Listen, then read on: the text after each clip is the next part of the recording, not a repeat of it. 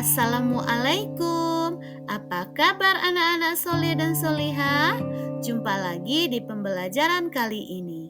Pembelajaran Pendidikan Agama Islam kelas 4 bab 6. Mari mengaji dan mengkaji surat At-Tin dan hadis tentang silaturahmi. Sebelum belajar, marilah kita berdoa dulu.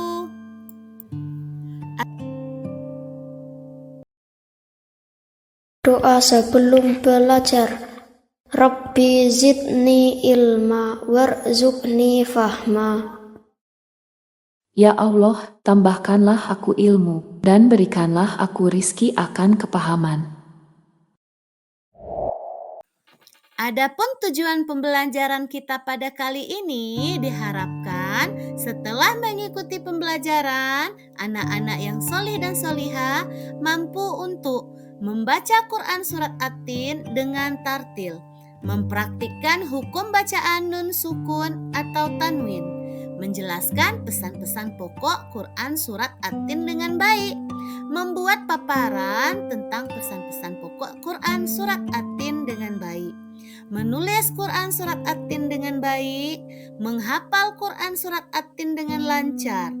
Lalu untuk hadis silaturahmi, diharapkan nanti siswa mampu untuk membaca hadis tentang silaturahmi dengan baik, menulis hadis tentang silaturahmi dengan baik, lalu menghafalkan hadis tentang silaturahmi dengan lancar, dan menunjukkan kebiasaan membaca Al-Quran dan sikap senang bersilaturahmi dan menjalin persahabatan. Sekarang mari kita simak dan kita membaca surat At-Tin.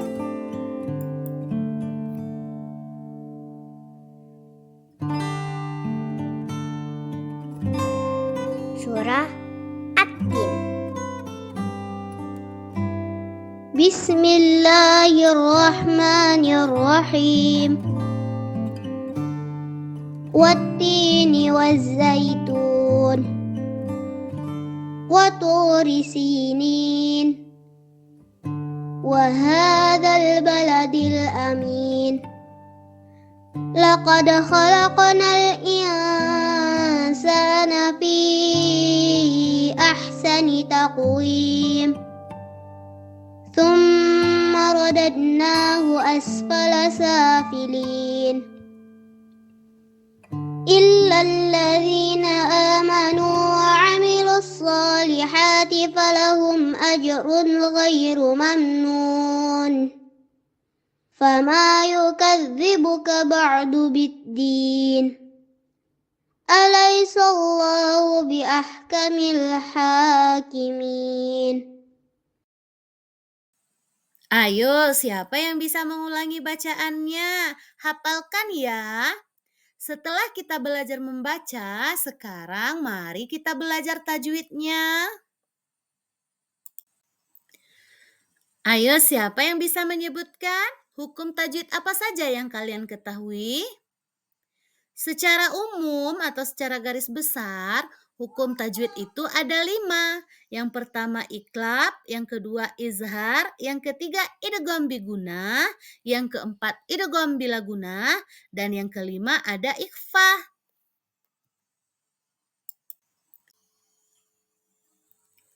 Hukum tajwid yang pertama adalah iklab. Iklab artinya memindahkan dari aslinya. Dalam ilmu tajwid, yang dimaksud dengan iklab adalah mengubah bunyi nun sukun atau tanwin menjadi mim dengan gunah atau dengung jika bertemu dengan huruf iklab, yaitu huruf ba. Contoh bacaan iklab apabila huruf nun sukun bertemu dengan ba. Kita baca mimba. Ayo sekarang kamu coba baca untuk huruf tanwin bertemu dengan huruf ba. Bagaimana cara membacanya? Ayo siapa yang bisa?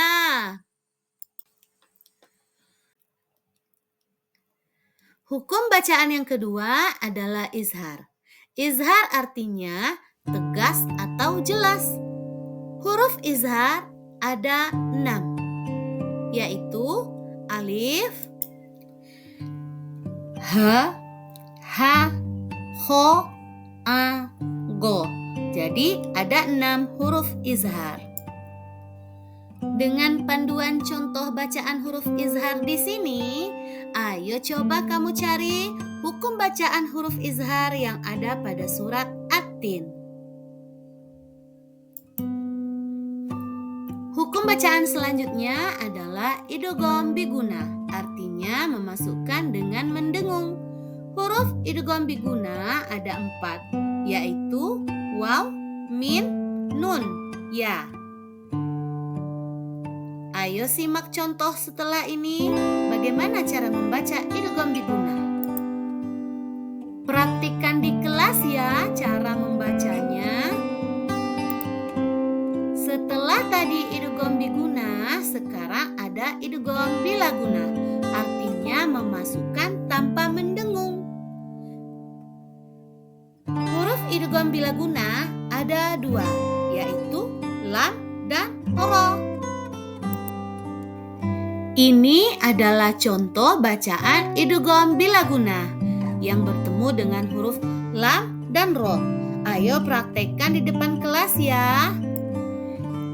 Hukum bacaan yang terakhir adalah ikhfah. Ikhfah artinya menyamarkan. Samar atau sembunyi atau tertutup. Maksudnya bacaan ini disamarkan. Huruf ikhfah ada 15. Ayo simak contoh berikut dan coba lafalkan di depan kelas.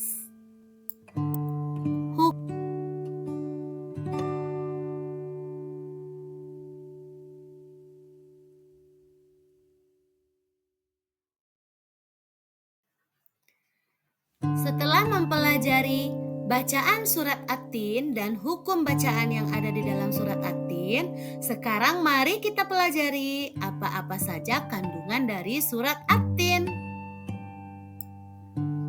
Surat At-Tin adalah surat ke-95 dalam Al-Quran.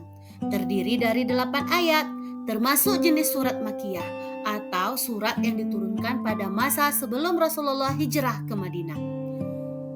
Dalam surat At-Tin ayat 1 sampai dengan 3 menjelaskan tentang buah tin dan buah zaitun yang banyak tumbuh di Palestina dan sekitarnya, tempat para nabi diutus. Buah tin mempunyai manfaat memperhalus fisik, membersihkan ginjal, menggemukkan badan, dan masih banyak lagi yang lainnya. Sementara buah zaitun mengandung minyak yang berlimpah, sehingga dapat dipergunakan sebagai bahan makanan dan juga kesehatan. Gunung Sinai terletak di Mesir, dikenal sebagai Jabal Musa atau Gunung Nabi Musa, karena di tempat ini Nabi Musa menerima wahyu yang pertama, dan di sini juga Nabi Musa diangkat menjadi rasul. Mekah adalah kota yang aman, terletak di negara Arab, tempat lahirnya Nabi Muhammad SAW, tempat pergi haji, dan arah menghadap sholat atau kiblat. Isi kandungan ayat keempat adalah manusia jauh lebih sempurna daripada binatang. Allah membekali badan, jiwa, akal, dan nafsu. Sementara binatang hanya dibekali badan, jiwa, dan nafsu tanpa adanya akal. Dengan kelebihan-kelebihan itulah Allah menjadikan manusia sebagai pemimpin di bumi atau khalifah. Manusia sebagai pemimpin bertugas untuk melestarikan bumi. Ayat kelima menjelaskan bila manusia durhaka kepada Allah dan tidak mentaati nabinya, maka akan dikembalikan ke tempat yang serendah-rendahnya, yaitu neraka. Tubuh yang sempurna yang dilengkapi akal namun durhaka tidak akan menyelamatkan manusia dari azab.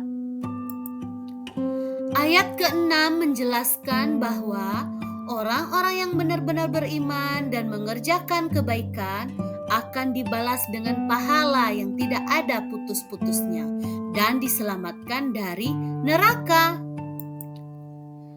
Dalam ayat terakhir atau ayat ke-8 Allah menjelaskan, Allah akan memberi putusan dengan adil, yaitu memberi pahala kepada yang taat dan menghukum orang yang bermaksiat, kecuali bertaubat. Sekarang mari kita pelajari hadis tentang silaturahmi.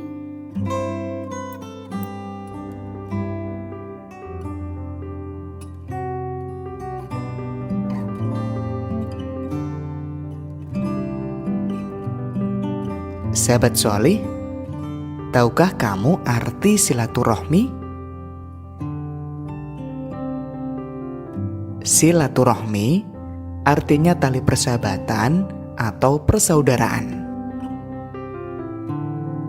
Kalian tentu senang jika memiliki banyak sahabat dan saudara, bukan?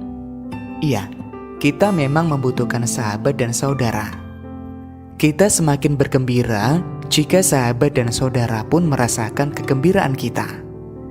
Ketika sedih, kita pun membutuhkan sahabat yang mendampingi agar tidak larut sedih. Rasulullah Shallallahu Alaihi Wasallam memerintahkan kita untuk bersilaturahmi. Dalam hadisnya, Rasulullah bersabda, "Wa man kana yu'minu billahi wal yaumil akhiri falyasil rahimahu." Barang siapa yang beriman kepada Allah dan hari akhir, maka hendaklah mempererat silaturahmi. Muttafaq alaih dari Abu Hurairah radhiyallahu anhu.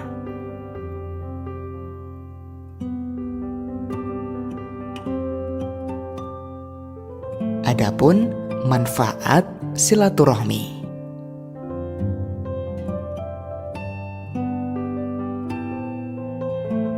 Yang pertama, melapangkan rezeki dan memperpanjang umur.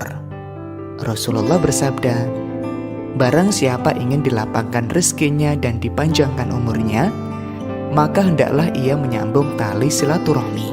Hadis riwayat Bukhari dan Muslim. Kedua, menghibur kerabat. Allah berfirman, tidak ada balasan kebaikan kecuali kebaikan pula. Quran Surat Ar-Rahman ayat 60.